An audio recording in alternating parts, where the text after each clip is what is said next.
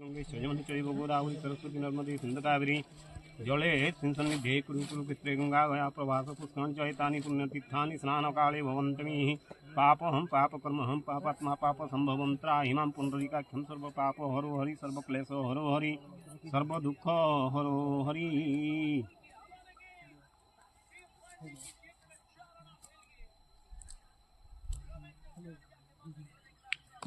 देवता पुराणी विनियोग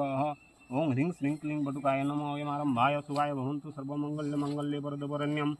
शुभम नारायणं नमस्कृत्यं सर्वकर्माणि कारयेत विप्रेतार्थ सिद्धार्थ पूजितो सुरासुरो सर्वविघ्नहर तस्मै श्री गणाधिपतये नमः। चोलद्रपकान श्री ओं सुमुखशोकदन्तस्य कपिलगज कन्नकलम्बोदरस्य विकटविघ्नराजगणाधिपधूम्रकेतुगणाधिक्यो लाभचंद्र गजानन द्वादशतानि नामानि जपठे शृणुदपि विद्यारम्भे विवाहे च पूर्वे निर्गमे तथा संग्रामे संकटे चैव विघ्नस्तस्य न जायते वक्रतुण्ड महाकाय सूर्यकोटि समप्रभो निर्विघ्न कुरु मे देव सर्वकार्येषु माधवः।